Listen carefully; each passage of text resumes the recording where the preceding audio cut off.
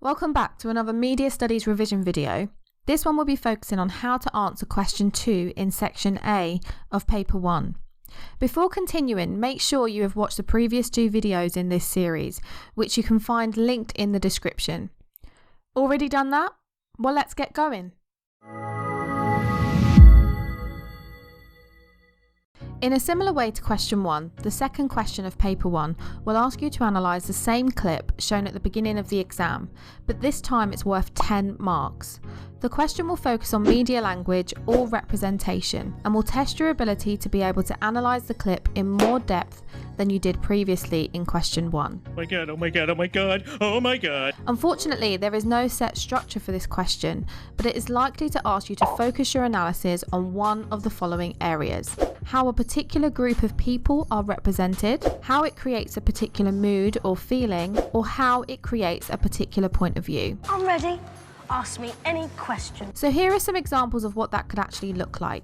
How far does the extract create a sense of suspense? How far does the extract present women as assertive and in control? How far does the extract create a sense of chaos and confusion? How far does the extract represent police officers in a positive way? Or how far does the extract portray the police's point of view rather than the criminals? So let's break down that last question a bit further. You will notice that the first part of the question includes the key term, how far. This tells you that you must form an opinion.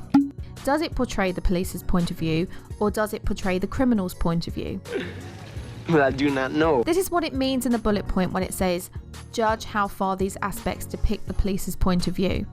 There is no wrong or right answer here. It is up to you to make your own judgment. The examiner will be awarding you marks based on the strength of your argument, which must be backed up with a wide variety of examples from the extract. Again, the bullet point is telling you directly that you must do this. Notice that the question doesn't ask you to focus on a particular area of media language like it did in question 1. So you can use any examples from sound, camera work, editing and mise-en-scène to support your argument.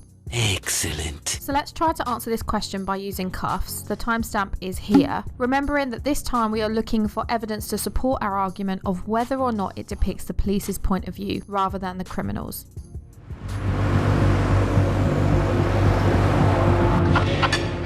She was massively disappointed! So, good morning?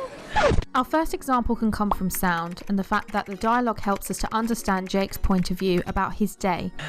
Been bled on, spat on and felt up. And how's your mentor? The close-up helps us to fully see his emotions, which helps us to understand his apprehension about working with his new mentor, Ryan. I know, bundle of laughs, isn't it? There are also short takes and shot reverse shots in this scene, which helps us to see the off-duty side of the police officers, as well as their relationships between each other. As an audience, we are getting to know who they are as people, not just as police officers. Good. The longer take at the end really emphasises Jake's emotions and helps to portray his discomfort in this situation. No, I haven't seen him yet. He went straight out of that. The 2 shot, which is combined as an over-the-shoulder tracking shot, places us in the direct point of view of the police officers, so that we are seeing the action as it happens for them. I've heard he's dead for it. Really? Doesn't take after his dad then. Doesn't sound like it. Looking forward to seeing him. Fresh meat. This wide shot that cuts to a medium shot of the criminal's car is not from the point of view of the police officers, as they have just walked past. So we are viewing this now from a stance that the police cannot see. We are therefore seeing the action beginning to happen from the criminal's perspective. Yeah.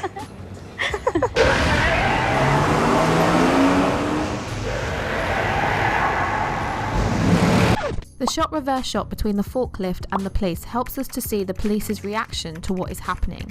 So we are being encouraged to view the event with the same emotions that the police officer would have. Here, the dialogue of the panicked police officer has been edited to appear as though it is coming through a radio, which adds a sense of realism, and the scene cuts to a close-up of Ryan's reaction, so we are understanding the sense of panic and urgencies from his emotions.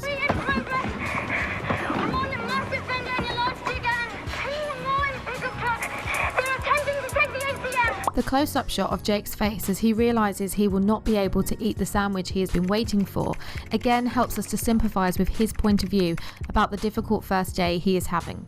Jake, come on!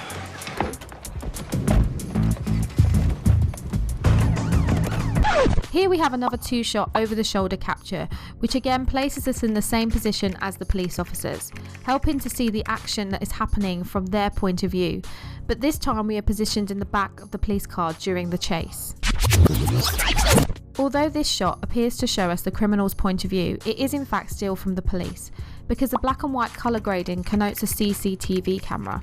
Therefore, we as audiences are placed in the position of the surveillance team, who we can assume will later watch this clip as evidence. Move! Go! Go! Go! The vehicle! Shut them out! There is juxtaposition here between the costumes. The criminal is wearing a balaclava, which immediately makes him mysterious, and we associate that with danger as he is unpredictable. The police officer is wearing a uniform that we recognise from real life, which makes us feel that this is a safe and trusted person. Therefore, we are positioned as audiences to root for the police officer and to be opposed to the criminal. And then we have a long take of the female police officer emphasising her body language, which suggests she is clearly quite shaken and scared. Again, this helps us to understand how this dangerous situation feels for her from her point of view. We're leaving the scene, heading west, out to the marina. Broadcast all patrols, CCTV report the silver. Another thing to note is something called screen time, which is the amount of time that actors are given on the screen. In this clip, we don't really see that much of the criminals in comparison to how much we see the police officers. So that's quite a telling sign in terms of whose point of view we are actually viewing this from. We're not actually really given that much time to get to know the criminals. And so screen time is something that's quite important and something you should look out for in terms of whose perspective we are viewing this from. All right, then I will. So once you've finished watching the clip, it's always a good idea to write a short sentence to remind yourself of what your judgment is. So based on my analysis, my opinion would be that it depicts the police's point of view rather than the criminals. So therefore, I would structure my response around this argument. You're a goddamn genius. That's the most outstanding answer I've ever heard. To structure your answer, you should try to write about 3 paragraphs. There is no set rule for this. You have this much space to write, so it really does depend on how fast you can write in the 10-minute time frame. But you should try to aim for 3. Maximum effort. A good rule of thumb is to use P to structure each paragraph. Point, evidence, and explain. In your point, you should identify one of the ways that the extract depicts the point of view of the police officers, and I would focus on an area of media language to do this. For example, a good point for my first paragraph would be, the extract places us in the point of view of the police officer because of the way that camera work has been used to place us in their position. Following on from that, I would find my evidence from the clip to support my claim, and like in question 1, this needs to be detailed. For example, during the police chase, an over-the-shoulder 2-shot is used to show Jake on the left and Ryan on the right. In the middle of the frame, the audience is able to see the view of the road and the criminal's vehicle. The last part of the paragraph should then explain how that supports your point that the camera work depicts the police's point of view. This allows the audience to view the action from the police's point of view, as it feels as though we are sitting in the back of the police car, experiencing the police chase from their perspective, which helps us to understand the difficulties they are facing and how this would feel for them. Don't be afraid in your paragraph to veer off into other areas of media language if it reinforces the argument. For example, the sound also helps to reinforce this, as the non-diegetic soundtrack is fast like a heartbeat, which helps us to feel the intensity of what it must feel like to be a police officer. And just in case you missed that, have a listen. Over. Go ahead, Kilo 220. We have sighted the silver pickup truck registration Golf Victor 06 November. Bravo X-ray. The vehicle is heading into Farmer. See? Oh, yes, sir. Dobby understands. So that's how you would structure one of your paragraphs. For reference, I have linked a full exemplar response in the description, which I would encourage you to read through as part of your revision.